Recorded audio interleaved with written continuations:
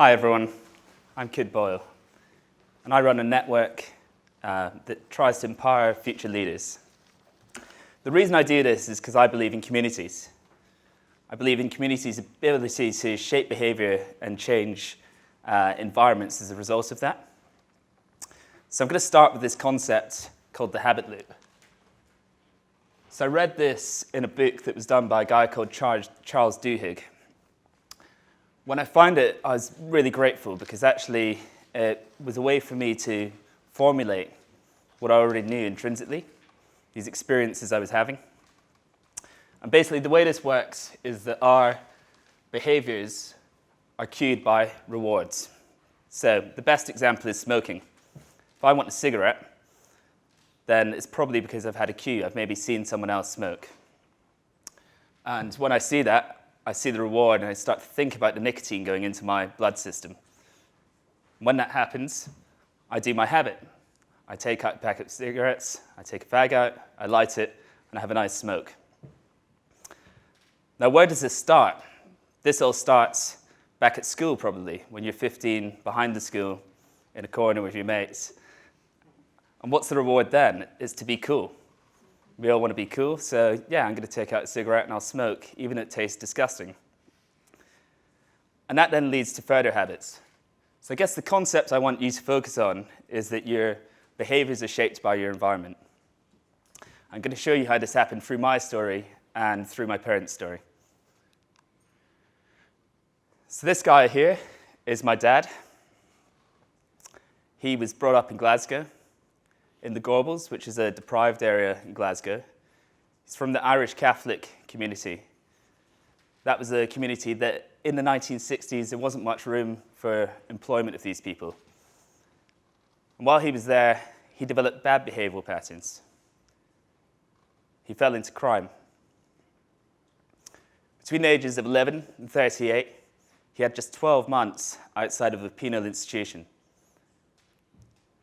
In 1967, he was convicted of murder. The crime he didn't commit, but he was on this behavioral pattern that was leading him into a cycle of crime. Long-term incarceration was an inevitability. The woman below is my mum. She came from a completely different environment. She was born to a wealthy Cumbrian family. Her family had revolutionized the insurance market working with John Maynard Keynes. And they changed the way that we invest even today. When she was 9 years old, her grandmother picked her up from school one day and took her to Australia. This completely changed my mum's environment and led her onto a completely different path. She went back to London when she was 18 years old and studied psychiatry. She had a natural interest in rehabilitation, and this was encouraged by her grandfather, who was a supporter of prison reform. At this same time, as Mum was, building her brain, something significant was about to happen in my dad's life. He continued on this path of crime, and he had spent many years in solitary confinement through fighting police wardens. At one point, it hurt his vocal cords to speak because he'd been in isolation for so long. That was all about to change. Barlinnie Prison created an environment called the Special Unit. And this was to engage prisoners in a different way. There were all kinds of disputes happening and nasty events in the prisons at that time that was leading to a lot of conflict. So they started the Special Unit to encourage interaction. And prisoners were encouraged to engage with art. They had cooking. They even had William Morris wallpaper. In this environment, Dad was overwhelmed, and he had a creative dam that just burst inside him. In 1976, 3 years after going into the Special Unit, Dad went to write his book, A Sense of Freedom. He wrote this in 5 weeks. And when he wrote it, he couldn't have imagined that it would become a bestseller, a film, and 40 years later, it's just been reprinted as a classic of prison literature. Even less could he have dreamed that by that point he'd be a world-renowned sculptor, living between Marrakesh and the south of France. But that is what happened. This is a story that the press have focused on in Scotland, but I know a much more intimate story, and I see a man that changed the path that he was on. My mum found the book. She was intrigued, given her background, and arranged to meet him. He cooked her a gobble salad, and the rest followed, and they fell in love. Now, there's a lot of tension in this, and the real reason for the attention was the scandal of a privileged woman marrying a man behind bars. But actually, what happened was they completely changed their life when they met, and they decided to form different habits. That led them to start communities when they eventually had time together after Deb was released in the 1980s. And they started a community called the Gateway Exchange Trust. This was the environment I was born into. The purpose of the Gateway Exchange Trust was to create a safe place for people that had the same experiences as Dad to connect with each other outside of institutions. They saw institutions as authority and the enemy. They also opened their doors to people that were suffering from HIV, as there was a lot of stigma there, and at the time, Edinburgh was the capital of HIV. So what can we learn from my parents' story? Well, firstly, culture can shape behavior. I firmly believe that my dad ended up on the cycle of crime because he was in a bad environment.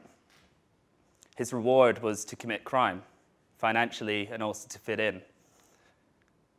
Secondly, decisions can shape culture. My grand's decision to pick up my mum from school one day and take her to Australia completely changed her life. It took her away from privilege and made her brave and curious enough to marry a man behind bars.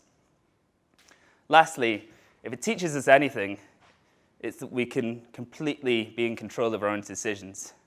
When my parents met, nothing physically changed, but there was a cataclysmic shift in energy that meant everything changed for them. And because of that vision, their behavioral cycles changed, and they created a life that you just couldn't imagine before that. So, their story's a bit extreme, but I think that the students at Hult University or Hult International Business School, they're going through a similar experience in the sense that they're having a formative experience in their life. When you go into an institution like this, you meet intellectually curious people, and you have international adventures, and the people, the places, the ideas, the professors that we come into contact with shape us. And then we go into other environments and then help other people to be inspired or create their different behavioral patterns. Today's a wonderful example of it. So I'm now going to talk about how I'm trying to do this in my own life. This is me, my sister, and mum and dad now. I ended up working for mum's family business. They sold their insurance company and created an investment business in the mid-90s. And like many graduates, I walked into this environment thinking I would raise capital and make investments. But I found, one, I wasn't particularly good at that. And secondly, I gravitated towards the softer issues. I think these roots are really the reason for that. So I'd always want to know, what is the purpose of this money? And what are the social and environmental consequences of how we're going to invest it? The other thing that amazed me was how unhappy many wealthy people were. We used to work with them, and in Glasgow, they don't have much, but humor is a currency. People sort of talk to each other, and no matter what, humor is always there. Whereas I met some people that were just really miserable despite having such abundance. When I looked at this, I realized that the reason was probably similar. You've got these two ends of the spectrum. You've got the poorest and the wealthy, and they're both devoid of one thing, and that's a purpose, that's a vision for the future. The inheritors I worked with all had the same issue. They were born into a legacy that was bigger than them. They could never compete with it. And then They had these relationships with their parents due to trust funds where they had to be tethered to them for an inordinate amount of time. But really crucially, it was that lack of autonomy of their life. Too many choices, and where do I go? So me and my business partner saw the opportunity to create a community that would look at educating this group of people. If we could solve this very first world problem that they have, but also influence the way that they invest, then there's a big opportunity here. And this figure really drove us. It was the 30 trillion will be passed from the baby boomer generation to millennials in the next 30 years. This is a huge opportunity for people to shift their behaviors in terms of investment and invest in better things and have ripple effects all over our economy and society. What we found, we started that with great hope, and we found that results were actually quite difficult. So it's one thing to start communities. It's one thing to host events like TEDx, but action is a completely different thing. One of the frustrating statistics we saw this year was this one, which says that of the 1% of people that own all private wealth, only 60% of those people are actually interested in investing their money in sustainable strategies. And of them, only 10%, less than 10%, actually do it. So results are another matter, but that doesn't mean that you stop working to build communities. We're going to continue to do that.